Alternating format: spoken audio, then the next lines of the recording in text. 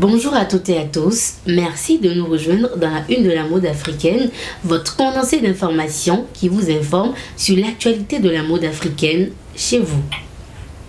Dans la une de cette édition, nous parlerons du célèbre couturier Karl Lagerfeld, sa vie et sa carrière.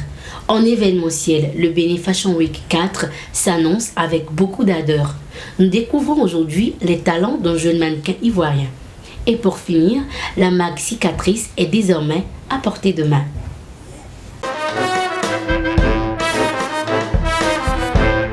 Surnommé l'empereur, Karl Lagerfeld a vu le jour à Hambourg, en Allemagne, le 10 septembre 1933. C'est un magnat de la mode mondiale, modéliste, couturier, photographe de mode, éditeur, costumier, dessinateur de timbres et réalisateur. Karl Lagerfeld a posé ses empreintes dans la mode en 19. Il devient directeur artistique de la maison italienne Fendi à Rome en 1965, de la maison haute couture Chanel et de la maison Chloé. En parallèle, il crée sa propre ligne, les collections Capsule. Il supervise durant ces dernières années d'activité une vingtaine de collections par an. Post-moderniste, il mélange les éléments du passé et de l'histoire des maisons qu'il dirige avec des références modernes. Il rend l'âme le 19 février 2019 à l'âge de 85 ans en laissant derrière lui plusieurs récompenses honorifiques, plusieurs décorations politiques, des filmographies, de nombreux documentaires télé, des ouvrages sur la mode, plusieurs œuvres photographiques et une chatte héritière de plusieurs millions d'euros. Le Bénin se prépare à connaître la 4e édition du Bénin Fashion Week, l'un des événements les plus tendances du moment organisé par Miss Nat. Cette année, 2 rendez-vous à retenir.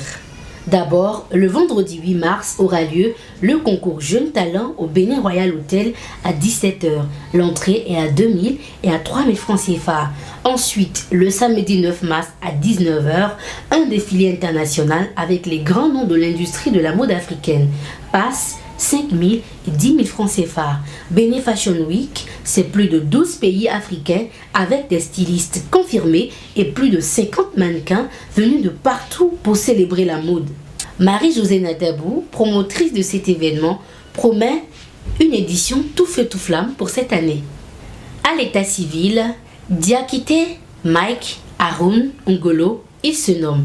Il a débarqué à Abidjan pour réaliser son rêve, devenir mannequin.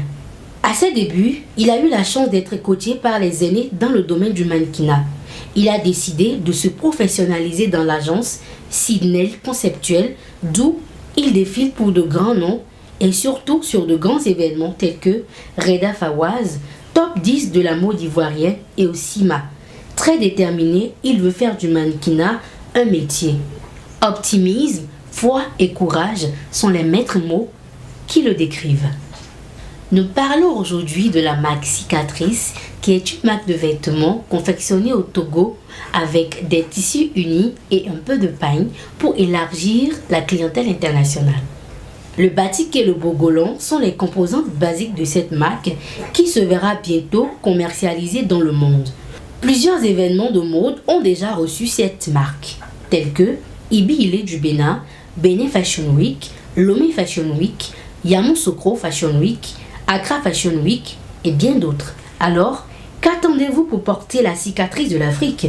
Écrivez vite à cicatricefashion@gmail.com ou rendez-vous tout simplement à Lomé, précisément au quartier Bossima. Cicatrice, une marque déposée de Copé-la-Clé. Merci de nous avoir suivis. Rendez-vous très prochainement pour un autre numéro de la Une de la mode africaine. La Une de la mode africaine, une signature de Asano Communication by Constantin Atreco.